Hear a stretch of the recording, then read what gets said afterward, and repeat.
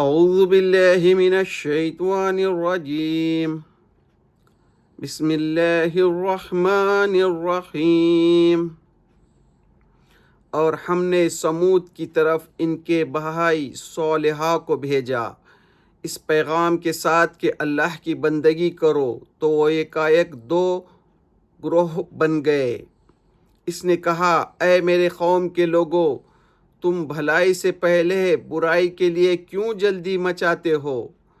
تم اللہ سے مغفرت کیوں نہیں طلب کرتے کہ شاید تم پر رحم کیا جائے؟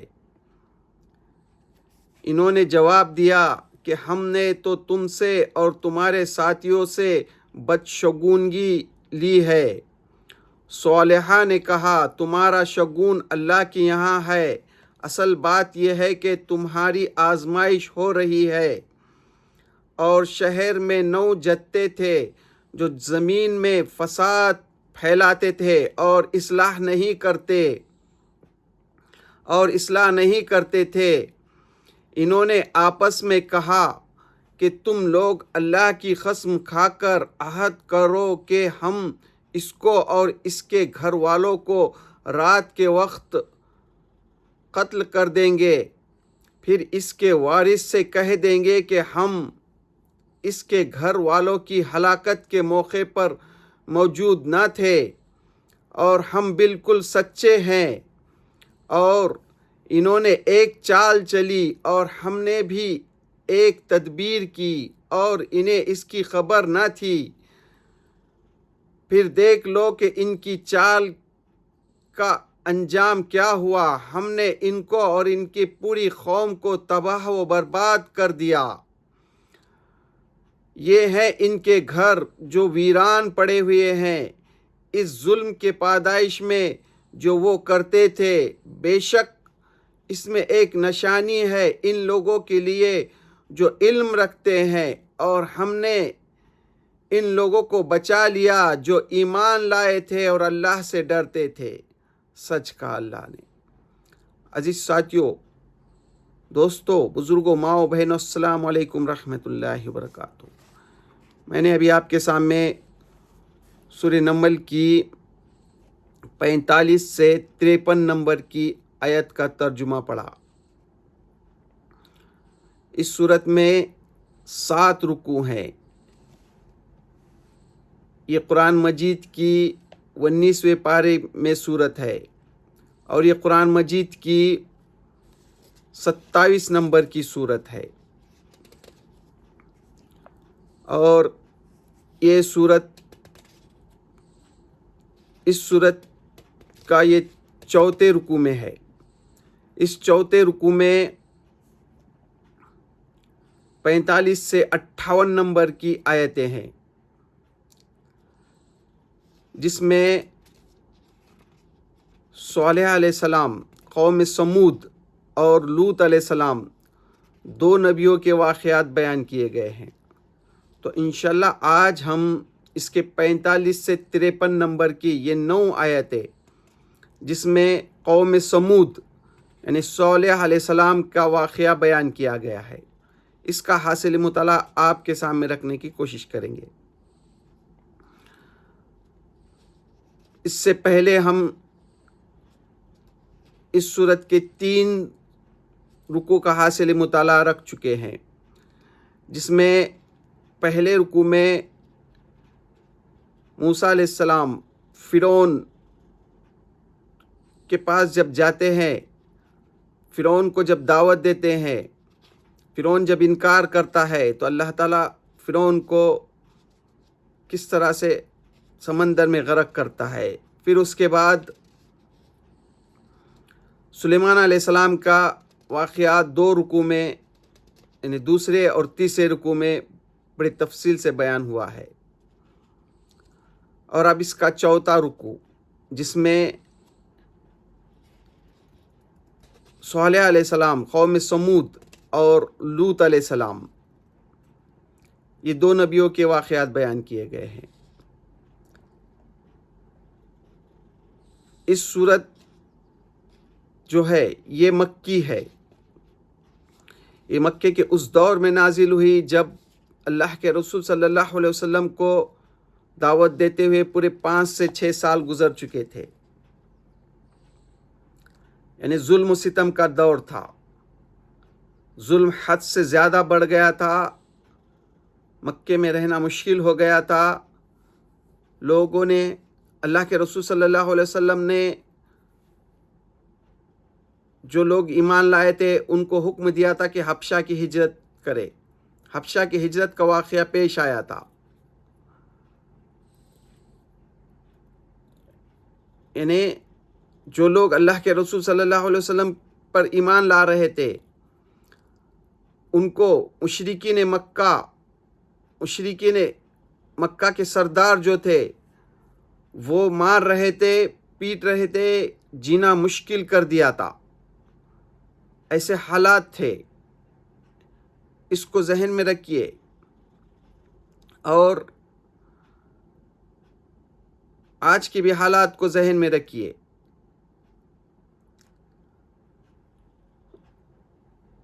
مشرکین مکہ جو ظلم ڈھا رہے تھے ان کے سامنے یہ صورت نازل ہو رہی ہے، ان کو بتایا جا رہا ہے۔ پہلے موسیٰ علیہ السلام نے جو فرعون کو دعوت دی، فرعون جو شاطر بنی اسرائیل کے لڑکوں کو قتل کرتا تھا، لڑکیوں کو زندہ رہنے دیتا تھا، اتنا ظلم، حد سے زیادہ ظلم کر رہا تھا، تو اللہ تعالیٰ نے اس کو کس طرح سے ختم کیا۔ اس کے بالمقابل سلیمان علیہ السلام، داؤد علیہ السلام اور سلیمان علیہ السلام کو اللہ تعالیٰ نے جو حکومت دی تھی دنیا میں کسی کو نہیں دی۔ سلیمان علیہ السلام کی بادشاہت، سلیمان علیہ السلام کی فوج میں انسانوں کے ساتھ جین، پرندے بھی تھے۔ ان کی جو حکومت تھی وہ ایسی حکومت جس کا تصور بھی نہیں کر سکتے، اور اس کے باوجود سلیمان علیہ السلام شکر گزار تھے، اللہ کا شکر ادا کرتے تھے۔ پھر اب اس کے بعد قوم سمود، صالح علیہ السلام کی قوم، پھر اس کے بعد لوط علیہ السلام، تو اس کی 45 سے 53 نمبر کی آیت میں اللہ تعالیٰ کہہ رہا ہے، اس کی 45 نمبر کی آیت میں، اور ہم نے سمود کی طرف ان کے بھائی صالحہ کو بھیجا۔ قوم سمود کی طرف صالح علیہ السلام کو بھیجا اس پیغام کے ساتھ کہ اللہ کی بندگی کرو، تو وہ ایک 2 گروہ بن گئے۔ جب صالح علیہ السلام نے اپنی قوم سمود جو قوم تھی ان کی طرف، ان کو جب دعوت دی اللہ کی بندگی کرو، تو ان میں 2 گروہ بن گئے۔ جس طرح سے جب اللہ کے رسول صلی اللہ علیہ وسلم مکے میں دعوت دے رہے تھے تو مکے میں جس طرح سے 2 گروہ بن گئے، اسی طرح صالح علیہ السلام بھی جب دعوت پیش کر رہے تھے تو 2 گروہ بن گئے۔ ایک گروہ نے نبی کریم صلی اللہ علیہ وسلم کی دعوت کو قبول کیا اور دوسرا جو مخالف ہو گیا۔ دنیا میں جب بھی نبی آئے تو یہی ہوتا رہا، اور قوم سمود میں بھی وہی ہوا۔ پھر اس کے آگے اللہ تعالیٰ 46 نمبر کی آیت میں کہتا ہے، اس نے کہا، یعنی صالح علیہ السلام اپنی قوم سے کہتے ہیں، اے میرے قوم کے لوگو، تم بھلائی سے پہلے برائی کے لیے کیوں جلدی مچا رہے ہو؟ ان کی قوم کے لوگ صالح علیہ السلام سے کہتے کہ تم ہم کو جو دھمکی دے رہے ہو، تم جو ایک اللہ کی عبادت کے لیے کہتے ہو، اگر ہم تمہاری بات نہیں مانیں گے تو ہم کو عذاب آئے گا۔ تو وہ جلدی مچاتے تھے کہ کب آئے گا وہ عذاب۔ صالح علیہ السلام کہتے ہیں اے میرے قوم کے لوگوں، تم بھلائی سے پہلے برائی کیوں جلدی بھلائی کے لیے اے میرے قوم کے لوگوں، تم بھلائی سے پہلے برائی کے لیے کیوں جلدی مچاتے ہو؟ یعنی برائی کے لیے کیوں جلدی مچاتے ہو؟ کیوں عذاب مانگتے ہو؟ تم اللہ سے مغفرت کیوں نہیں طلب کرتے کہ شاید تم پر رحم کیا جائے؟ تم اللہ سے مغفرت کیوں نہیں طلب کرتے؟ اللہ سے معافی کیوں نہیں مانگتے شاید تم پر رحم کیا جائے؟ یہی حالات تھے مکے کے بھی۔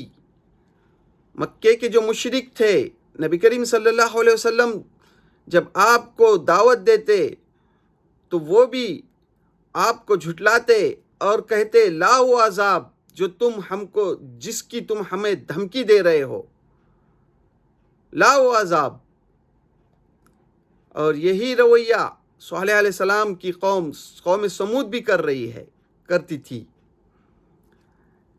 انہوں نے جواب دیا کہ ہم نے تو تم سے اور تمہارے ساتھیوں سے بدشگونی لی ہے۔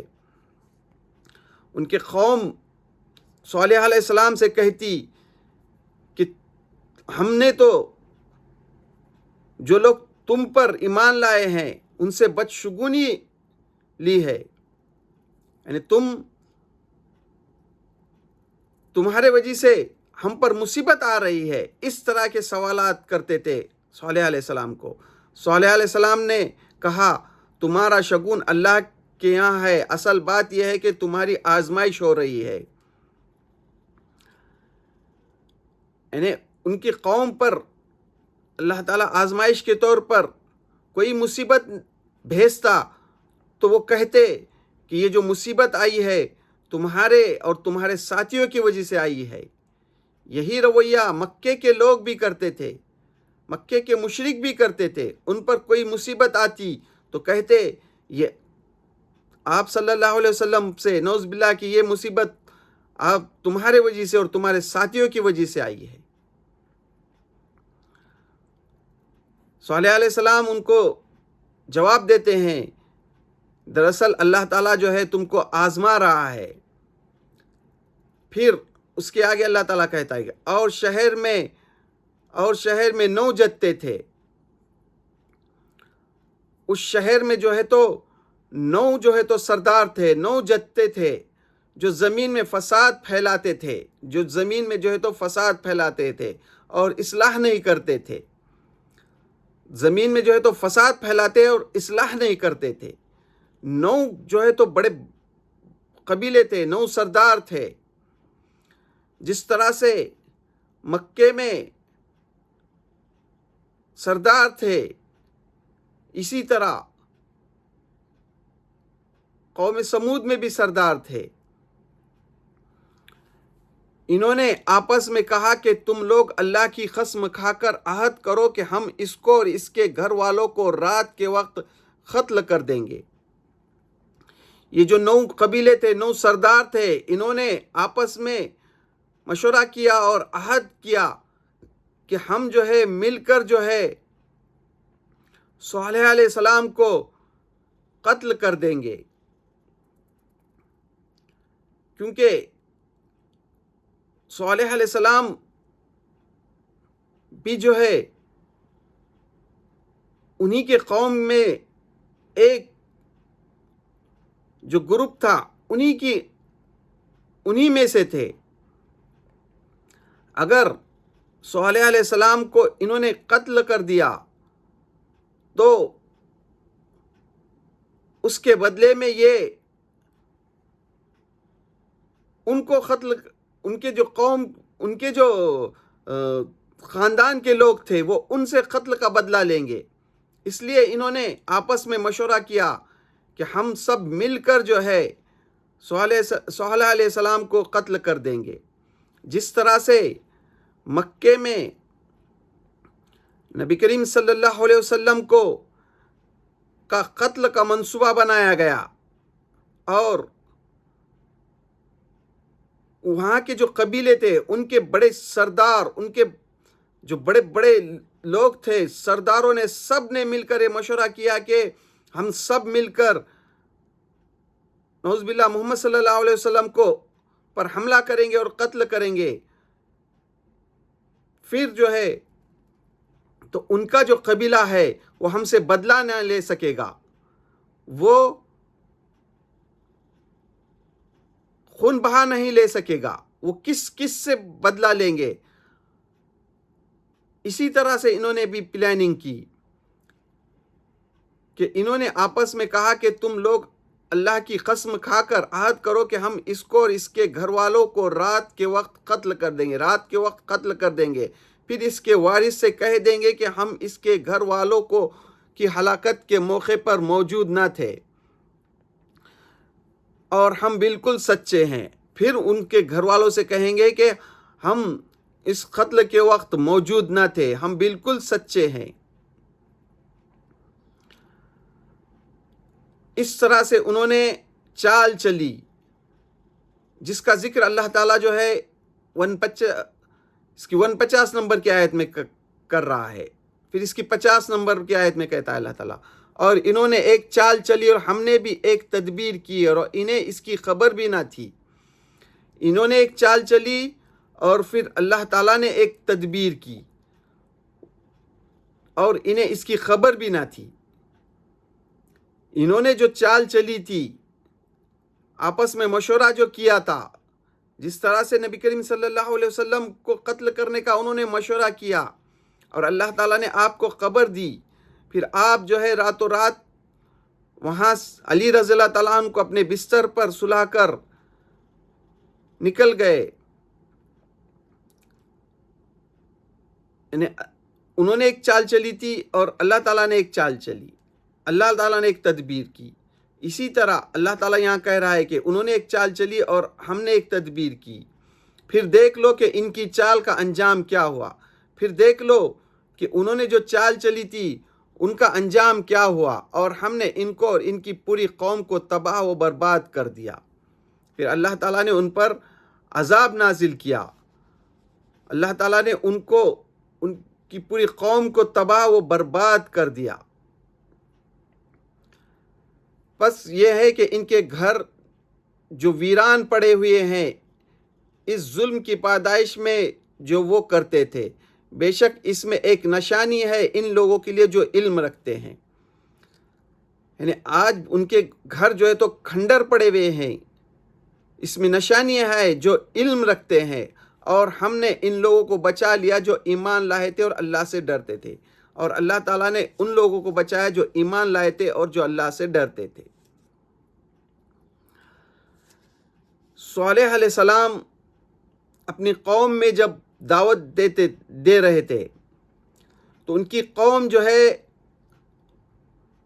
ان سے کہتی ہے کہ تمہاری بات کو ہم کس طرح سے مانیں گے، تمہارے پاس کیا نشانی ہے۔ صالح علیہ السلام نے ایک معجزہ، ان کی قوم نے ان سے معجزہ مانگا تو اللہ تعالیٰ نے ان کو ایک معجزہ دیا۔ عجیب طرح سے ایک پہاڑ سے ایک اونٹنی آئی، وہ اونٹنی جو عجیب تھی، وہ دوسرے اونٹوں سے الگ تھی۔ قوم نے آنکھوں سے دیکھا وہ اونٹنی کو۔ صالح علیہ السلام نے پھر کہا کہ یہ جو اونٹنی ہے یہ اللہ کی نشانی میں سے ہے، یہ جو تمہارے جو کنویں ہے، ایک دن یہ اونٹنی کا پانی پیے گی اور دوسرے دن تم پیو گے، تمہارے جانور پئیں گے۔ تو اس طرح سے اللہ تعالیٰ نے ان کو آزمائش میں ڈالا۔ وہ خود جانتے تھے کہ یہ اونٹنی جو ہے اللہ کی ہے، صالح علیہ السلام جو کہہ رہے ہیں بالکل سچ ہے، لیکن یہ اس سے پریشان ہو گئے۔ ان کے جو بڑے سردار تھے، وہاں کے جو گنڈے تھے، وہاں کے جو ڈان تھے، انہوں نے ایک دن جو ہے مشورہ کیا اور اونٹنی کو جو ہے قتل کر دیا، اونٹنی کی پونچھ کاٹ دی۔ یعنی انہوں نے پوری قوم نے جو ہے یہ ابھارا ایک گنڈے کو، ایک سردار کو کہ تم بہت بڑے بنے پھرتے ہو، ایک اونٹنی کو قتل نہیں کر سکتے، اور اس کو ابارا اور اس نے جو ہے وہ کام کر دیا۔ پھر صالح علیہ السلام نے اپنی قوم کو کی نوٹس لی اور ان کو یہ کہا کہ اب تم جو ہے صرف 3 دن مزے کر لو، اب اللہ کا عذاب آئے گا۔ مہلت 3 دن کی دی، تو انہوں نے بھی مشورہ کیا وہ عذاب چاہے آئے نہ آئے، لیکن ہم جو ہے صالح علیہ السلام کو قتل کریں گے، رات میں قتل کریں گے۔ تو یہاں اللہ تعالیٰ وہی کہہ رہا ہے کہ انہوں نے بھی تدبیر کی، انہوں نے بھی ایک چال چلی اور اللہ تعالیٰ نے ایک تدبیر کی، اور جس رات کو صالح علیہ السلام کا قتل کا انہوں نے منصوبہ بنایا تھا، تو اللہ تعالیٰ نے اسی رات میں جو ہے ان پر عذاب بھیجا۔ تو یہ جو اور پورے قوم کو قتل کر دیا اور ان کے گھر کو ویران کر دیا۔ تو یہ واقعہ جو ہے مکے کے مشرکوں کے سامنے بیان کیا جا رہا ہے۔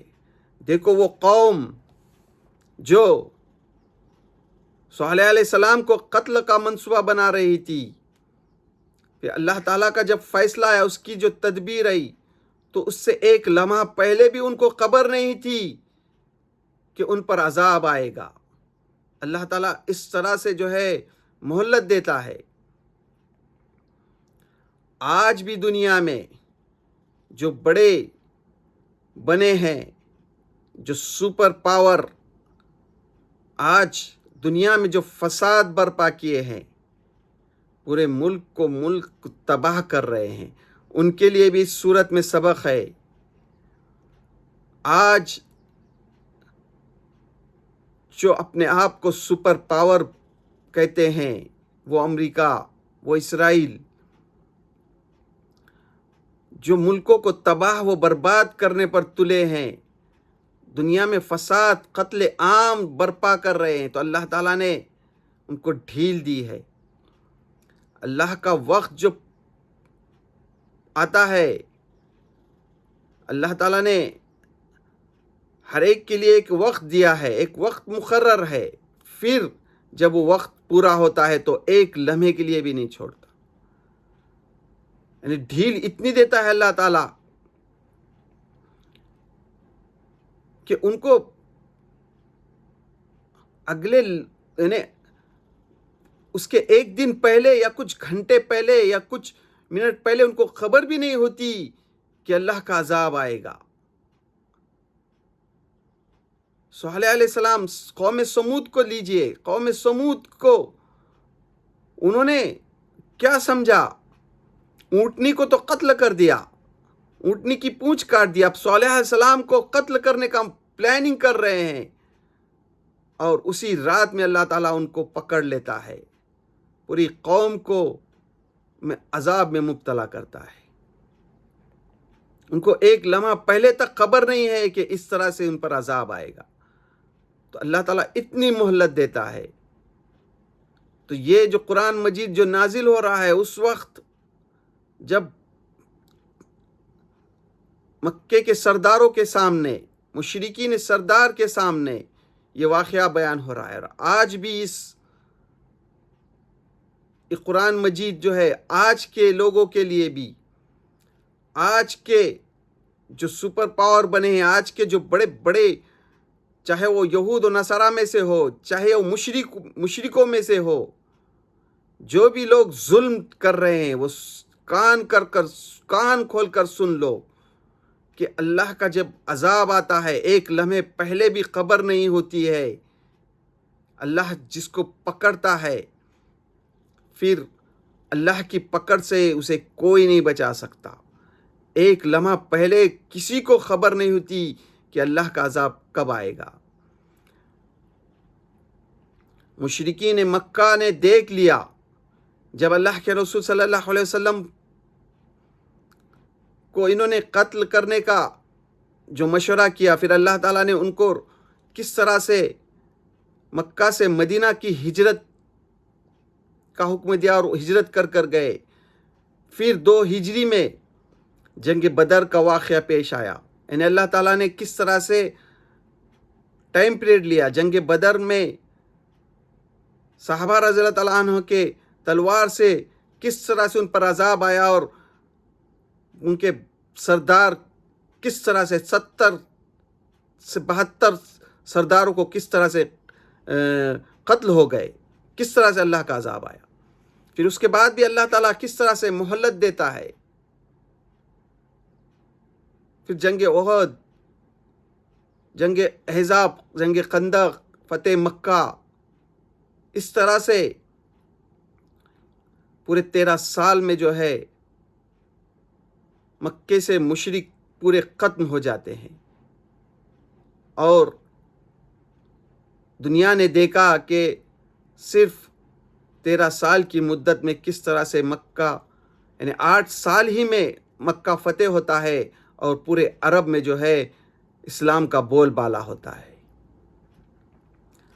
تو یہ اس وقت جب قرآن مجید نازل ہو رہا تھا، اس وقت کے لوگوں کے لیے بھی اس میں سبق تھا. اور آج کی دنیا کے جو لوگ ہیں، آج کی دنیا کی جو چاہے یہود و نصارہ ہو یا مشرک ہو، ان کے لیے بھی سبق ہے کہ دیکھو جس طرح سے اللہ تعالیٰ قوم سمود پر عذاب بھیجا، اسی طرح آج بھی عذاب بھیجنے پر قادر ہے. اللہ تعالیٰ نے یہ دنیا بنا کر، یہ کائنات بنا کر کہیں بیٹھ نہیں گیا ہے. اللہ ہر ایک کو دیکھ رہا ہے، ایک ایک اعمال کو دیکھ رہا ہے، ایک ایک لمحے کو دیکھ رہا ہے. دنیا کے ایک ایک جو مشرک ہو، یہود ہو، نصارہ ہو، ان کے ایک ایک حرکتوں کو دیکھ رہا ہے. اللہ تعالیٰ نے ڈھیل دی ہے. جب وقت پورا ہوگا پھر کوئی بچ نہیں سکے گا. تو یہ تھا اس سورت کے 45 سے 53 نمبر کی آیتوں کا حاصل مطالعہ، جو اس کا چوتھا رکوع ہے. اب اسی چوتھے رکوع کے 54 سے 58 نمبر کی آیت میں لوط علیہ السلام کا واقعہ انشاءاللہ آئے گا. تو اللہ سے دعا، اللہ ہم جو قرآن مجید کو سمجھنے کی کوشش کر رہے، اللہ اس کی سمجھنے میں ہم سے جہاں بھی غلطی ہو رہی ہے اس کو معاف کر دے، اور قرآن مجید کو سمجھ کر پڑھنے اور اس پر عمل کرنے کی توفیق دے. وآخر دعوانا الحمدللہ رب العالمین.